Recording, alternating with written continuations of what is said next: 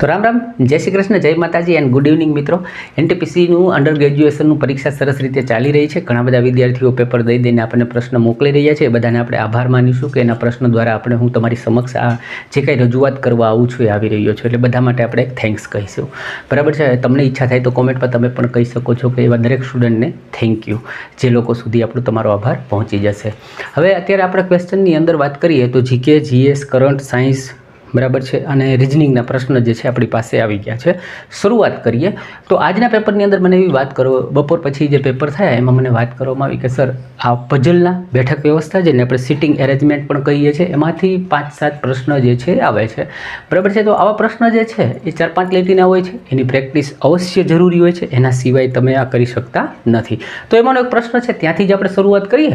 એના પછી આપણે જીકે, જીએસ, કરંટના પ્રશ્ન લઈએ, ફરી પાછા એન્ડની અંદર રિઝનિંગના પ્રશ્ન પણ લઈશું. એના પહેલાં એક નાનકડી વાત, જો તમે લોકોને સાયન્સનું મટીરિયલ જોઈતું હોય, ગણિતનું મટીરિયલ ખરીદવા માંગતા હોય, ઓલ્ડ પેપર ગુજરાતીમાં ખરીદવા માંગતા હોય તો અત્યારે સ્ક્રીન પર મારો નંબર છે, આપ મને કોન્ટેક્ટ વોટ્સઅપ પર કરી શકો છો અને હું તમને બહુ જ રિઝનેબલ ભાવની અંદર આપણે આ વેચીએ છીએ. ઓકે, શરૂ કરીએ. હવે પહેલાં તો પ્રશ્નને વાંચીએ. એટલે આવો પ્રશ્ન જે છે કહેવા શું માંગે છે, S, T, U, V, W, X અને વાય આવા 7 લોકો જે છે બધા અલગ અલગ ઉંમરના છે એવી વાત કરી છે. ડબલ્યુ એ એક્સથી મોટો છે પણ વીથી નાનો છે. અહીંયાથી બધી કન્ડિશનો સ્ટાર્ટ થઈ ગઈ છે. માત્ર 3 લોકો વીથી મોટા છે. ટી એ યુથી મોટો પણ એસથી નાનો છે આવી વાત કરી. પછી પૂછ્યું છે વાય સૌથી નાનો છે અને કેટલા લોકો યુથી નાના છે. બરાબર, તો તમારે આની અંદર યુનું સ્થાન શોધવું પડશે કે યુથી નાના કેટલા. તો એના માટે મેં અહીંયા 7 લોકોને બેસવાની વ્યવસ્થા કરી છે. આ બાજુને આપણે નાના કહીશું, આ બાજુને આપણે મોટા કહીશું. હવે આના પહેલાં પણ આપણે વાત કરેલી કે આવા પ્રશ્નની શરૂઆત કરવી ક્યાંથી. બરાબર છે. તો જ્યારે પ્રશ્ન વાંચો ને ત્યારે તમને ક્લિક થવું જોઈએ કે આ પ્રશ્નને ઉપાડવો ક્યાંથી. જેમ કે મને ક્લિક થઈ, અહીંયા લખ્યું છે કે માત્ર 3 લોકો જ વીથી મોટા છે. એટલે મેં આ બાજુ મોટા રાખ્યા છે 1, 2 ને 3. તો હું વી જે છે એને અહીંયા આરામથી બેસાડું, જેથી કરીને મને પ્રશ્ન શરૂ ક્યાંથી કરવો ને એ માહિતી મળી ગઈ. હવે અહીંથી જોઈએ, ડબલ્યુ એ એક્સથી મોટો છે. કોનાથી મોટો છે? એક્સથી. એટલે એ એવું કહેવા માંગે છે કે ભાઈ ડબલ્યુ જે છે ને એ એક્સથી આ બાજુ મોટો છે. બરાબર, પણ વીથી નાનો છે. એટલે વી જે છે એને આગળ આવશે. તો આ જે કન્ડિશન છે એને આપણે અહીંયા બેસાડી શકીએ, આ ડબલ્યુ અને એક્સ. હવે જોઈએ કે ભાઈ ડબલ્યુ એ એક્સથી મોટો, એક્સથી મોટો થઈ ગયો, પણ વીથી નાનો, તો વીથી નાનો થઈ ગયો. એને પણ આપણે ન્યાય આપી દીધો. પછી કહે છે ટી એ યુથી મોટો છે. કોણ? ટીની વાત કરે છે. એટલે કે આ ટી જે છે એ યુથી મોટો છે. ઓકે, પણ એસથી નાનો છે. એટલે આ એસથી નાનો છે. આ રીતે આપણે બેસાડી શકીએ. તો આપણી પાસે અહીંયા 3 ખાના છે, કારણ કે અહીંયા તો એક જ ખાનું છે. એટલે આ 3 ને હું ત્યાં બેસાડી શકતો નથી. એટલે હું અહીંયા લખીશ એસ, ટી અને યુ. ઓકે, હવે જુઓ, છેલ્લી લીટી હું ન જાઉં તો પણ મને અહીંયા જવાબ મળી જાય છે કે કેટલા લોકો યુથી નાના છે. કારણ કે યુ પછી અહીંયા આપણી પાસે જે પદ વળે છે, બધે જગ્યા વધે છે, 1, 2 ને 3 ને 4 વધે છે. પણ અહીંયા એક લખ્યું છે વાય સૌથી નાનો છે, તો હું વાયને પણ અહીંયા બેસાડી દઉં. ઓકે, જેથી કરીને આપણે બધાનું સિટિંગ જે છે એરેન્જ કરી દીધું. હવે જો પ્રશ્નમાં હતું કે કેટલા લોકો યુથી નાના છે, તો યુ અહીંયા બેઠો છે, એનાથી નાના 1, 2 અને 3 ને 4. 4 લોકો જે છે યુથી નાના છે. આ જોવાથી સરળ લાગે, તમને એવું લાગે કે અમને આવડી જાય, પણ આની પ્રેક્ટિસ નહીં કરો તો આ તમને આવડવાનું નથી. બરાબર છે. આવા દાખલા 7-7, 8-8 પૂછે છે. નાના સહેલા પ્રશ્ન જે છે બધા કરી શકતા હોય છે. જ્યારે આવા મોટા પ્રશ્ન જે છે એ કરી જાય છે એ જ બાજી મારી જતા હોય છે. ઓકે, હવે આપણે પ્રશ્ન લઈ લઈએ. થોડાક જીકેના, જીએસના જે પ્રશ્ન આવ્યા છે એને આપણે વાંચવાની શરૂઆત કરી દઈએ. ત્યાં સુધી તમે વિડીયોને લાઇક કરી દો, જેથી કરીને પાછળથી તમે લોકો ભૂલી ના જાઓ. ઓકે, તો પહેલો પ્રશ્ન જે છે આપણને કંઈક આજે એવો પૂછવામાં આવ્યો છે કે ભારતના, પહેલો પ્રશ્ન જે છે જીકેમાંથી એવો આવ્યો કે ભારતના પ્રાયદ્વીપમાંથી કઈ નદી જે છે ઉદ્ભવે છે? તો રાઈટ આન્સર કૃષ્ણા છે. પણ તમને એવું થશે સર પ્રાયદ્વીપ એટલે શું? બરાબર, તો ભારતના જે આપણે ભૂગોળની વાત કરીએ ને એમાં દક્ષિણતમ ભાગ જે છે, બરાબર, એનો એક એવો ભાગ છે જે એવું કહેવાય કે ભારતનો સૌથી જૂનામાં જૂની ભૂમિ ભાગ જે રહ્યો અને 3 બાજુથી પાણીથી એ ઘેરાયેલો છે, એ ભાગને ભારતનો પ્રાયદ્વીપ કહેવામાં આવે છે. અને જે ભાગની અંદરથી કૃષ્ણા નદી જે છે એનો ઉદ્ભવ થાય છે. બીજો પ્રશ્ન આવ્યો કે અરબ સાગર તથા પશ્ચિમ ભાગ જે છે એની વચ્ચેના મેદાનોને શું કહેવામાં આવે છે? તો એને પશ્ચિમી તટીય મેદાનો તરીકે જેને ઓળખવામાં આવે છે. આગળ જોઈએ તો કે સર્વાધિક જનસંખ્યાવાળું નગર કયા રાજ્યમાં આવેલું છે? એટલે 2011ની જે વસ્તી ગણતરી છે એમાંથી પ્રશ્ન આવ્યો કે સૌથી વધુ શહેરી નગર એટલે કે શહેર, જેમ કે આપણે નગરપાલિકા બોલતા ને, શહેરની અંદર રહેતી હોય એવી વસ્તી જે છે એ ક્યાં આવેલી છે? તો જે ઓપ્શન આપ્યા હતા એની અંદર મહારાષ્ટ્ર ઓપ્શન હતું, જેને એમાં કહી શકાય કે ભાઈ મુંબઈની અંદર સૌથી વધારે શહેરી પોપ્યુલેશન છે. એટલે મહારાષ્ટ્રની અંદર 2011ની વસ્તી ગણતરી મુજબ સૌથી વધારે શહેરમાં રહેતા લોકોનું વસ્તી પ્રમાણ છે. ત્યારબાદ પ્રશ્ન આવ્યો સાયન્સમાંથી કે ભાઈ એસઆઈ એકમ પદ્ધતિ જે છે એમાં કુલ કેટલા એકમો જે છે એ માપના આપેલા છે? બરાબર છે. તો બધી વસ્તુઓ જે છે ને માપવા માટેના કંઈક ને કંઈક એક એસઆઈ એકમ પદ્ધતિ જે સ્ટાન્ડર્ડ નક્કી કર્યું છે ઇન્ટરનેશનલ લેવલે, એમાં આપણે જેમ કે ભાઈ કિલોગ્રામમાં માપતા હોઈએ, મીટરમાં માપતા હોય, એવા કુલ કેટલા માપકો છે?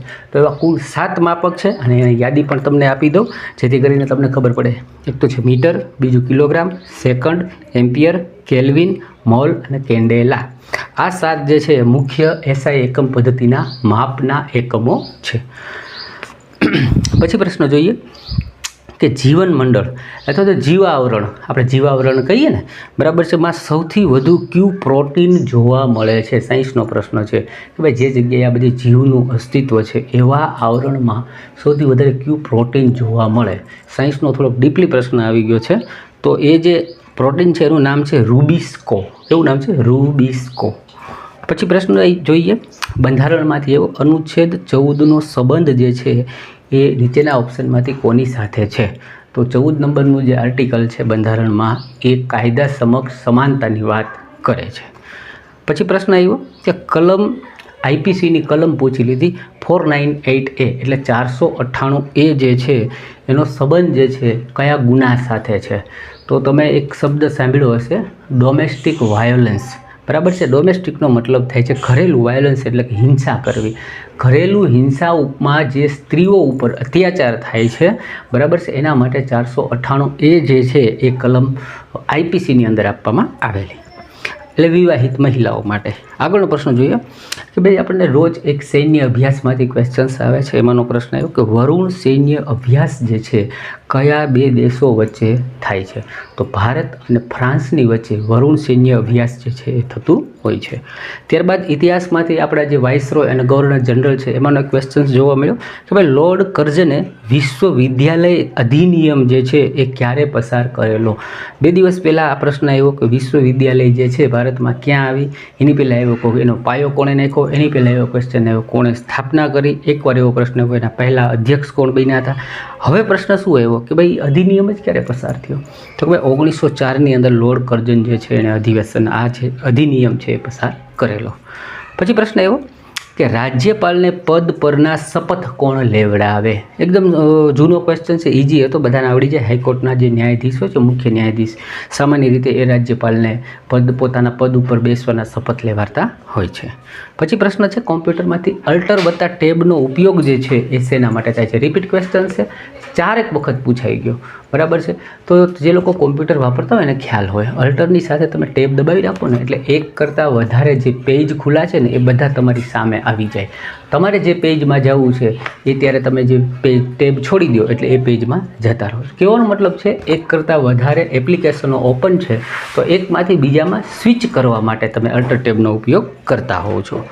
નેક્સ્ટ ક્વેશ્ચન એવો કાશી વિશ્વનાથ મંદિર જે છે એ કયા રાજવંશે બનાવેલા? તો રાષ્ટ્રકૂટ નામના જે રાજાઓ થઈ ગયા, રજવાડું થઈ ગયું, એમણે કાશી વિશ્વનાથ મંદિર જે છે, આ ક્વેશ્ચન્સમાં મને ડાઉટ છે કારણ કે છોકરાઓ કહે છે કે એના જેવો પ્રશ્ન હતો, પ્રોપર ક્વેશ્ચન્સ એને ખબર નથી એટલે આપણે આ પ્રશ્ન લીધો છે. બની શકે કે મે બી રોંગ. પછી ક્વેશ્ચન આવ્યો કે 7મી પંચવર્ષીય યોજના જે છે એનો મુખ્ય હેતુ શું હતો? તો રેલવે ગવર્મેન્ટ જે છે અથવા તો રેલવે જે પરીક્ષાઓ છે એ વર્ષોથી પંચવર્ષીય યોજનાના નામ, હેતુ અને સમયગાળો પૂછતા આવ્યા છે, હજી પૂછે છે. તો હાલ જે પ્રશ્ન આવ્યો 7મી પંચવર્ષીય યોજના જે છે 1985થી 1990 સુધી એ આવી હતી અને એની અંદર ખાદ્ય સામગ્રી તથા ઉદ્યોગો એનો આપણે સૌથી વધારે વિકાસ કઈ રીતે કરી શકીએ એનો મુખ્ય હેતુ હતો. આગળ પ્રશ્ન જોઈએ કે ભારત કયા દેશ સાથે જમીની સીમા રેખા સૌથી વધુ ધરાવે છે? તો આપણું ભારત જે છે ને બાંગ્લાદેશની સાથે સરહદ જે છે, જમીની સરહદ સૌથી વધારે ધરાવે છે. લગભગ 4096 કિલોમીટર જેટલી ભારત જે છે બાંગ્લાદેશની સાથે જમીની સીમા ધરાવે છે. આગળ જોઈએ કે નીચેનામાંથી રાજ્યમાં વાસ્તવિક રીતે મુખ્ય કરતા હર્તા કોને કહેવામાં આવે છે? ઓપ્શનની અંદર હતું મુખ્ય ન્યાયાધીશ, રાજ્યપાલ, પછી હતું મુખ્ય પ્રધાન, એટલે કાઉન્સની અંદર પાછું આપેલું હતું કે સીએમ, ચીફ મિનિસ્ટર. બરાબર છે. તો આમ જોઈએ ને તો કાયદેસર રીતે જોઈએ તો કાયદેસર રીતે તો રાજ્યપાલ હોય, પણ આને શું પૂછ્યું વાસ્તવિક રીતે? તો વાસ્તવિક રીતે લગભગ બધા કાર્ય જે છે ને એ તમે જોશો તો સીએમ દ્વારા થતા હોય છે, મુખ્યમંત્રી દ્વારા થતા હોય છે. ઓકે, આગળ જોઈએ કે યોજના આયોગના પ્રથમ અધ્યક્ષ કોણ હતા? તો યોજના આયોગ જે છે એ આપણે ભારત જ્યારે આઝાદ થયું ત્યારે ભારતની અંદર દરેક બાબતોને આવરી લેવાય, બધી બાબતોનો વિકાસ કઈ રીતે કરી શકાય એના માટે જવાહરલાલ નહેરુએ યોજના આયોગ પંચ જે છે એ નિમ્યું હતું અને દર 5 વર્ષ માટે એ લોકો પોતાની યોજનાઓ ઘડતા હતા અને એની સ્થાપના 15 માર્ચ 1950માં કરેલી હતી અને જે પંચવર્ષીય યોજનાઓ લાવતા હતા અને એના અધ્યક્ષ જે છે એ જવાહરલાલ નહેરુ હતા. આગળ જોઈએ હમ્પીનો એક મંદિર જે છે એનું નામ છોકરાઓને યાદ નથી રહ્યું, એટલે કહેવામાં આવ્યું કે હમ્પીના કોઈ એક મંદિરનો ક્વેશ્ચન્સ હતો ને એનો રાઈટ આન્સર જે છે વિજયનગર જે છે એના રજવાડા બનતું હતું. પછી પ્રશ્ન આવ્યો નૃત્યમાંથી કે ભાઈ ચહેરા અને હાથની મુદ્રાઓથી કયું નૃત્ય જે છે મુખ્યત્વે કરવામાં આવે છે? એટલે કે ભાઈ ચહેરો અને હાથની મુદ્રાઓ. બરાબર છે. તો તમે એના માટે કથક નૃત્ય ક્યારેક જોયું હોય અથવા તો કથક નૃત્ય જાહેરાતમાં જોયું હોય તો એના અંદર કહેવાય છે કે ભાઈ મુખ જે છે, ચહેરાના હાવભાવ અને હાથની મુદ્રાઓ જે છે એ મુખ્ય એના અંદર હોય છે. અને જો કથકલીની વાત કરવામાં આવે તો એમાં ચહેરો અને આપણા નેણ જે છે એના મૂવમેન્ટ જે છે એ મહત્ત્વના હોય છે. આગળ જોઈએ રજવાડામાંથી ક્વેશ્ચન્સ આવ્યો કે મૌર્ય વંશના સ્થાપક જે છે એ કોણ હતા? તો કે ભાઈ ચંદ્રગુપ્ત મૌર્ય જે છે એ નંદ વંશને હરાવી અને એ પોતે મૌર્ય વંશનો પાયો નાખેલો હતો. આગળ ક્વેશ્ચન્સ આવ્યો, આપણે જાતના મીટરો પૂછાય છે એમાંથી પ્રશ્ન આવ્યો કે ભાઈ વ્યક્તિ કે મનુષ્ય જ્યારે શ્વાસ લે છે ત્યારે એણે લીધેલા શ્વાસથી ફેફસાની અંદર કેટલું વાયુ જે છે સમાણો. બરાબર છે. અથવા તો ફેફસા કેટલા કાર્યરત છે શ્વાસ લેતી વખતે એ કયા મીટર દ્વારા માપવામાં આવે છે? તો સ્પાયરોમીટર જે છે એ ફેફસાએ કેટલી હવા ખેંચી અથવા તો કેટલું કાર્યરત છે એ માપવા માટે સ્પાયરોમીટરનો ઉપયોગ થતો હોય છે. આગળ ક્વેશ્ચન જોઈએ કે રાજ્યસભાની સીટો જે છે, બરાબર છે, દરેક રાજ્યસભાની અંદર કેટલી સીટો કેવી રીતે ગોઠવવી રાજ્યની અંદર, બરાબર છે, અથવા કેટલા રાજ્યમાંથી કેટલી સીટો પસંદ કરવી, આની જે આખી વ્યવસ્થા છે, વહેંચણી છે, એ કઈ અનુસૂચિમાં તમને જોવા મળશે? તો અનુસૂચિ 4ની અંદર આપણને આ જે રાજ્યસભાની સીટોની બેઠક વ્યવસ્થા જે છે એની માહિતીઓ મળતી હોય છે. આટલા ક્વેશ્ચન્સ આપણને બીજી શિફ્ટ, ત્રીજી શિફ્ટમાંથી સારા મળેલા હતા, એ મેં તમારા સુધી રજૂ કર્યા. હવે થોડાક રિઝનિંગના જે પ્રશ્નો મળ્યા છે એમાંનો એક તો આપણે સરસ મજાનો કરી લીધો, એના સિવાય 2 ક્વેશ્ચન્સ મળ્યા છે એને પણ આપણે જોઈ લઈએ. ત્યારબાદ રિઝનિંગની અંદરથી આ ટાઈપની સિરીઝ જે છે 2-3 રોજ આપણને પૂછાય છે. છોકરાએ 2-3 આંકડા આપ્યા હતા કે સર આ ટાઈપનો ક્વેશ્ચન્સ હતો, તો આપણે જોઈ લઈએ. બરાબર, તમે ટ્રાય કરો, કારણ કે તમે ટ્રાય કરશો તો તમે પણ સમજતા થશો કે આવું હોય તો શું કરી શકાય. બરાબર, જુઓ જી, અહીંયા આપ્યું છે 1024, ત્યારબાદ છે 1032, એના પછી છે 1059, 1123 અને અહીંયા આપણે શું આવશે એ આપણને પૂછવામાં આવ્યું છે. બરાબર, પહેલો જે અંક જોયો 24 અને 32, એ બંને વચ્ચે જો 24 ને 6, 30 ને 2, 32, એટલે અહીંયા પહેલાં ગેપ જોઈએ તો મને 8નો સામાન્ય રીતે ગેપ દેખાય છે. 8નો આવી જ્યારે તમારી પ્રેક્ટિસ સારી હોય ને તો તમે જ્યારે આવું જુઓ ને તો તમને 8 છે, 9 છે, 27 છે આવું દેખાય ને એટલે તરત જ મનમાં એક લાઇટ થવી જોઈએ કે અહીંયા કંઈ ઘનનું તો કોઈ કોમ્બિનેશન નથી ને, કારણ કે આ જે છે ને એ સીધો 2નો ઘન છે 8. બરાબર, તો એવી જ રીતે હવે આપણે અહીંયાથી આ પહેલાંની દ્રષ્ટિએ જોયું, અહીંયાથી હું અહીંયા જોઉં તો આ જે છે 2 અને 9 છે એટલે કે 7નો ડિફરન્સ આવે, એનો મતલબ કે ભાઈ 27નો ડિફરન્સ મને જોવા મળ્યો. 27નો ડિફરન્સ જે છે એ 3નો ઘન છે. એનાથી આગળ જોઈએ તો 4નો ઘન એટલે કે 64નો મને ડિફરન્સ જોવા મળ્યો, એટલે કે ભાઈ 4નો ઘન છે. ઓકે, તો હવે જે વસ્તુ આવે છે એમાં શું આવશે?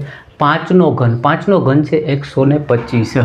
એનો મતલબ કે ભાઈ આ જે સંખ્યા છે એમાં હું 125નો ઉમેરો કરું તો અહીંયા પૂછેલી ખાલી જગ્યામાં જવાબ આવશે. એટલે 3 ને 5 તો કે 8 થાય છે, 2 ને 2 4 થશે, 1 ને 1 2 થશે અને આગળના 1.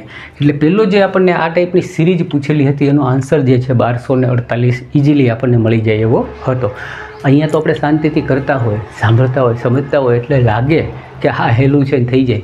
પરીક્ષાની અંદર આખું પ્રેશરાઇઝ આપણું માઇન્ડ હોય છે, ત્યાં કરવું એના માટે જરૂરી છે તમારી પ્રેક્ટિસ હોવી.